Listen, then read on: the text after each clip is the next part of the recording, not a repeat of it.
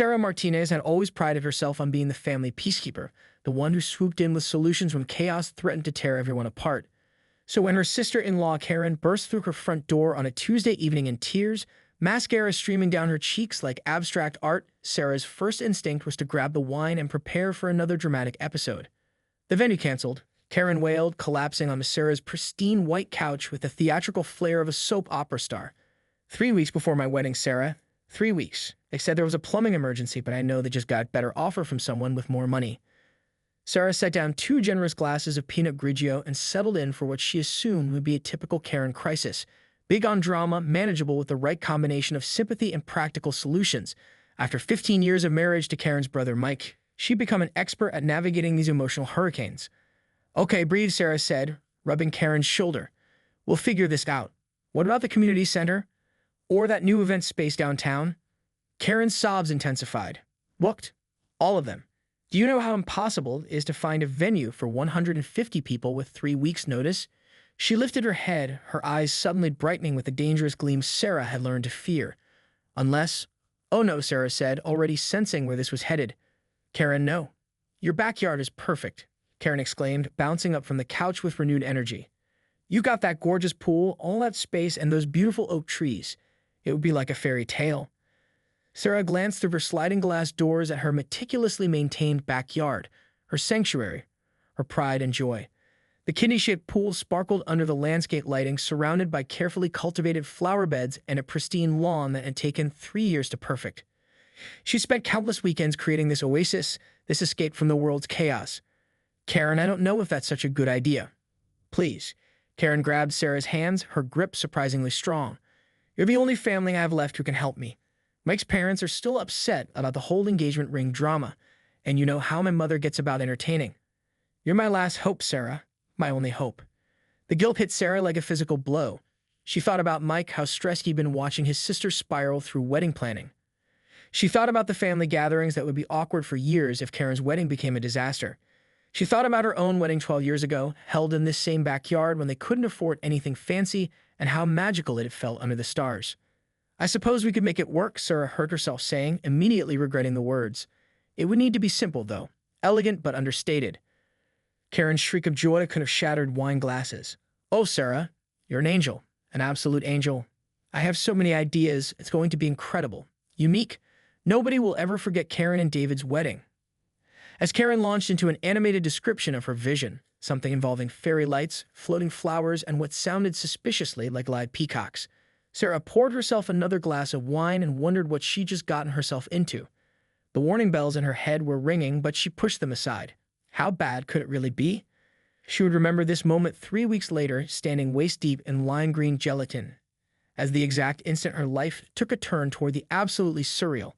But for now, basking in Karen's gratitude and her own sense of familial duty, Sarah Martinez had no idea she'd just agreed to host the most disastrous wedding in suburban Chicago history. The first red flag appeared exactly 48 hours later when Karen arrived at Sarah's house with a manila folder thick enough to choke a horse and the manic energy of someone who hadn't slept in days. "I've been up all night planning," Karen announced, spreading what looked like architectural blueprints across Sarah's dining room table. "Wait until you see what I've come up with. It's going to be absolutely revolutionary." Sarah peered at the papers, trying to make sense of the hand-drawn diagrams that looked like they'd been created by someone having a fever dream. There were arrows pointing everywhere, measurements that made no mathematical sense, and one appeared to be a detailed sketch of her pool surrounded by jelly bean-shaped objects. "Karen, what exactly am I looking at here?" "The theme," Karen exclaimed, her eyes sparkling with a dangerous enthusiasm Sarah was beginning to dread. "I've decided on Under the Sea Meets Candyland. It's going to be immersive, interactive, and completely Instagram-worthy." Sarah blinked slowly, hoping she'd misheard. "Under the Sea Meets Candyland." "Picture this," Karen said, gesturing wildly with her hands. "Your pool becomes our centerpiece, a shimmering aquatic wonderland. We'll have floating lily pads for the ceremony, maybe some synchronized swimmers during the reception, and the entire color scheme will be ocean blues and candy pastels." "Synchronized swimmers?" Sarah's voice came out as a squeak. "In my pool? Don't worry, they're professionals. I found them on Craigslist. Very reasonable rates." Karen flipped to another page covered in illegible notes. "And here's the brilliant part. We're going to make everything edible. Edible flowers, edible decorations, maybe even edible pool accessories. The phrase edible pool accessories hit Sarah's brain like a brick wall. She opened her mouth to ask what that possibly meant, but Karen was already moving on, her voice rising with excitement. I've already contacted 17 different vendors, Karen continued, checking items off a list that seemed to grow longer as Sarah watched. There's the jelly bean sculptor. Yes, that's a real job, who's creating custom pool floaties shaped like giant gummy bears. Then there's the aquatic botanist who specializes in floating gardens, and the molecular gastronomist who's designing the signature cocktails that change color when they hit water. Sarah felt a migraine building behind her eyes. Karen, this sounds incredibly expensive. And complicated. Maybe we should keep things simple. Simple? Karen looked at her as if she'd suggested serving bologna sandwiches at the reception. Sarah, this is my wedding. The most important day of my life. I refuse to settle for simple when I could have spectacular. Over the next hour, Karen unveiled increasingly bizarre elements of her vision. There would be a candy bar shaped like a coral reef. The wedding cake would be suspended over the pool on cables, requiring what Karen cheerfully described as minor structural modifications to Sarah's patio cover. The bridesmaids would wear mermaid tails during the ceremony, transitioning to land legs for dancing. And the best part, Karen said, pulling out her phone to show Sarah a Pinterest board titled Pool Wedding Goals, is the grand finale. Picture this at sunset. Right after we say our vows, we release biodegradable glitter into the pool that creates this magical, shimmering effect while the synchronized swimmers perform a routine to Under the Sea from The Little Mermaid. Sarah stared at the screen, watching a video of someone dumping what looked like craft herbs into a pristine swimming pool. Her beautiful, carefully maintained pool. The pool she spent years perfecting, the pool that was her refuge, her pride and joy. Karen, she said carefully, I think we need to talk about what's actually possible here. But Karen wasn't listening. She was already on her phone, apparently calling someone about renting a fog machine. For the mystical underwater ambience, she explained, covering the phone with her hand. Sarah poured herself another glass of wine. It was only Tuesday, and she was already dreading what Thursday might bring. Thursday arrived with the subtlety of a freight train, announced by the sound of Karen's car door slamming in the driveway at 7 in the morning. Sarah stumbled to the front door in her bathrobe, coffee mug in hand, to find her sister-in-law practically vibrating with excitement on the doorstep. I've had the most incredible breakthrough, Karen announced, pushing past Sarah into the house. The solution to everything. You're going to absolutely die when you hear this. Sarah had a sinking feeling that dying might indeed be involved, but she followed Karen to the kitchen where her sister-in-law was already spreading new papers across the counter, these ones covered in what looked like chemical formulas and industrial supply catalogs. Remember how I was worried about the pool water looking too plain, too ordinary? Karen's words tumbled out in an excited rush. Well, I found the answer. We're going to make it extraordinary, Sarah. We're going to make it legendary. Karen, Sarah said slowly, her coffee mug frozen halfway to her lips, what exactly are you talking about? Karen pulled out her phone and showed Sarah a video that made her blood run cold. It was footage of a swimming pool filled with what appeared to be bright green, gelatinous liquid that jiggled when people moved through it. Edible gelatin pool, Karen squealed. 500 gallons of lime-flavored JELLO. Can you imagine? Guests won't just be watching a pool ceremony, they'll be experiencing it. Swimming in it. Tasting it. Sarah's coffee mug slipped from her numbed fingers, shattering on the kitchen floor. You want to fill my pool with JELLO. Not just any JELLO, Karen corrected as if this distinction mattered. Professional-grade gelatin compound, food-safe, and completely biodegradable. I found a company in Wisconsin that specializes in edible event installations. They've done this for music festivals, corporate retreats, even a bar mitzvah. Karen, no. Sarah's voice came out flat and deadly serious. Absolutely not. But Karen was already pulling up more evidence on her phone, testimonials, photos, what appeared to be a business license for something called Jiggle Events LLC. Look, they guarantee it's completely safe. Karen continued, oblivious to Sarah's expression of pure horror. The gelatin sets at a consistency that's swim-friendly but still maintains that amazing wobbly texture. David and I will exchange vows standing waist-deep in wine heaven while our guests watch from pool floaties shaped like giant gummy bears. Sarah stared at the broken coffee mug on her floor, wondering if she was having some kind of stress-induced nightmare. Karen, that's not a pool anymore. That's a giant bowl of JELLO with people in it. Exactly. Karen clapped her hands together. Revolutionary. Unforgettable. Instagram will explode.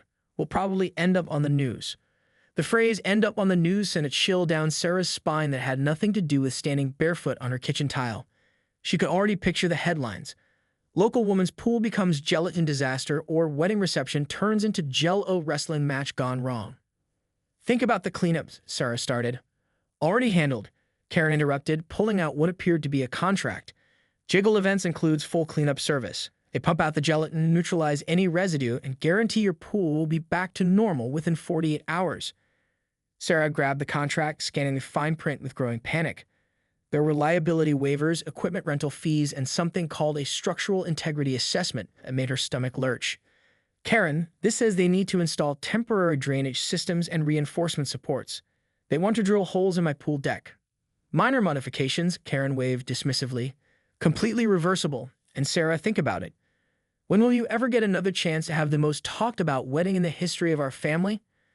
Sarah looked at her sister-in-law, looked at her, and saw something that scared her more than the JELLO plan itself. Karen's eyes held the glassy, desperate gleam of someone who had completely lost touch with reality, someone so committed to their vision that no amount of reason could penetrate. I need to think about this, Sarah said carefully. What's to think about? Karen's voice took on a sharp edge.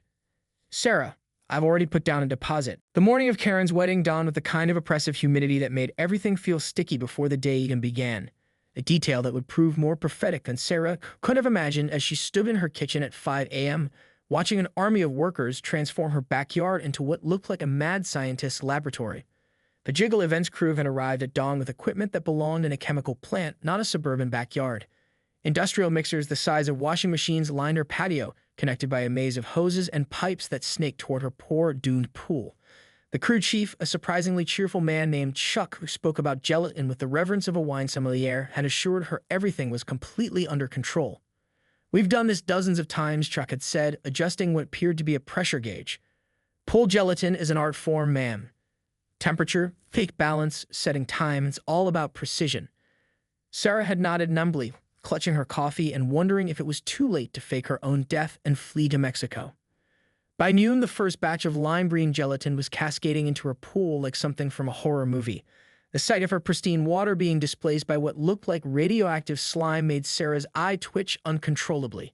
Guests were already arriving, their expressions ranging from confused to horrified as they witnessed the spectacle unfolding in the backyard. Oh my God, she heard her neighbor Mrs. Patterson whisper to her husband. Are they filling that pool with JELLO? Karen, resplendent in a mermaid-style wedding dress that would prove to be a catastrophically poor choice for gelatin navigation, floated around the chaos like a deranged cruise director greeting guests with manic enthusiasm. Isn't it amazing? Karen gushed to anyone within earshot. Wait until you see David and me exchange vows in there. It's going to be magical. The problems began almost immediately. The first batch of gelatin hadn't set properly, creating what Chuck diplomatically called consistency variations, which translated to chunks of firm JELLO floating in pools of liquid slime. The second batch was setting too quickly, forming a skin on top that cracked when the pumps tried to circulate it. Just a minor calibration issue, Chuck assured Sarah, sweat beading on his forehead as he frantically adjusted settings on equipment that was clearly malfunctioning. We'll have it sorted in no time. But time was the one thing they didn't have. Guests were seated, the minister was waiting, and Karen was growing increasingly agitated as her vision of swimming through lime paradise crumbled before her eyes. The breaking point came when Karen, determined to test the pool's readiness, stepped onto what she thought was firmly set gelatin and immediately sank up to her waist in what could only be described as lime-flavored quicksand. Her wedding dress, heavy with beading and tulle, acted like an anchor, pulling her deeper into the gelatinous mess. Help! Karen shrieked, flailing her arms and sending chunks of green slime flying into the horrified crowd. I'm stuck. David, help me. David, the mild-mannered accountant who had clearly never signed up for this level of chaos, stood frozen at the pool's edge while his bride thrashed in JELLO like a designer-clad swamp monster. The rescue attempt involved 3 groomsmen, a pool skimmer, and a garden hose, all while 150 wedding guests recorded the spectacle on their phones. By the time they extracted Karen from her gelatin prison, she looked like she'd been dipped in radioactive slime, her elaborate hairstyle now resembling something from a science fiction movie. But the real disaster was yet to come. The industrial mixers, overwhelmed by the botched batches and frantic adjustments, began to overheat. What happened next would be forever burned into Sarah's memory. 500 gallons of lime gelatin, pressurized by malfunctioning equipment, erupting like a green volcano across her entire backyard. The geyser of JELLO rained down on guests, covering the wedding cake, flower arrangements, and every single person in a 50-foot radius with sticky, lime-scented gelatin. 3 months later, Sarah Martinez sat in her lawyer's office, staring at a bill that made her annual salary look like pocket change. The itemized list of damages read like a natural disaster report: pool resurfacing, deck reconstruction, landscape restoration, professional hazmat cleanup, and something called gelatin contamination remediation that apparently required specialized equipment and a team wearing full protective suits. The good news, her attorney said with the kind of forced optimism lawyers reserve for hopeless cases, is that we can pursue damages from JELLO Events LLC for equipment failure and breach of contract. And the bad news? Sarah asked, though she already knew the answer from the expression on his face. JELLO Events LLC filed for bankruptcy the day after your incident. Apparently, your wedding wasn't their first catastrophic failure. There were 17 other lawsuits pending. Sarah nodded numbly, adding it to the growing list of things she should have researched before agreeing to host Karen's aquatic gelatin nightmare. The wedding had lasted exactly 47 minutes from start to finish, but the cleanup had taken 6 weeks and counting. The first challenge had been getting the guests cleaned up and out of her backyard. The fire department had arrived after someone called 911 reporting a toxic green explosion in a residential area. 3 ambulances followed when elderly Aunt Martha slipped on a gelatin-covered patio stone and broke her hip. The hazmat team showed up after a concerned neighbor reported possible chemical contamination. Local news crews arrived last, drawn by the spectacle of 150 people covered head to toe in lime jello stumbling around the suburban backyard like extras from a B-grade horror movie. The footage went viral within hours. #JELLOWeddingFail trended for 3 days straight, accumulating over 2 million views and spawning dozens of reaction videos and memes. Karen and David's marriage lasted exactly 18 days longer than the cleanup process. The divorce papers cited irreconcilable differences, though Sarah suspected it had more to do with David finally realizing what he'd married. Karen's final text to Sarah had been a masterpiece of deflection. "I can't believe you let this happen to my special day. Some sister-in-law you turned out to be." The family relationships had imploded with the same spectacular efficiency as the gelatin equipment. Micah tried to play peacekeeper, suggesting they could all laugh about it someday, but Sarah's response, delivered while standing ankle-deep in lime sludge at 2 a.m., wielding a shop vacuum, had been unprintable. Karen's mother had threatened to sue everyone involved, including the minister, the florist, and somehow, inexplicably, the Postal Service. The insurance company had been particularly creative in their denial letter, citing an exclusion for acts of experimental food service that Sarah was fairly certain they'd invented specifically for her case. The pool company had needed 3 attempts to remove all the gelatin residue, each attempt requiring them to drain and acid wash the entire system. Her prized flower beds, casualties of the cleanup process, would need complete replanting come spring. But perhaps the most lasting damage was to Sarah's reputation in the neighborhood. She'd become a cautionary tale whispered about at PTA meetings and block parties. Children dared each other to ring her doorbell on Halloween. The house across the street had sold for $15,000 below asking price, with a realtor discreetly mentioning recent unusual activity in the area to potential buyers. Sarah had learned several valuable lessons from her gelatin disaster, chief among them the power of the word no. She'd started saying it more often, much to everyone's surprise. No to hosting family gatherings.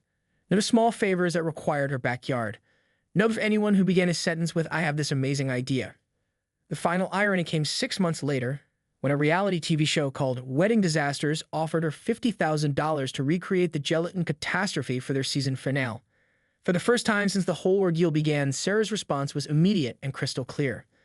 "No," she said, and hung up the phone. Some lessons, she reflected, pouring herself a well-deserved glass of wine in her finally restored backyard, were worth exactly what you paid for them.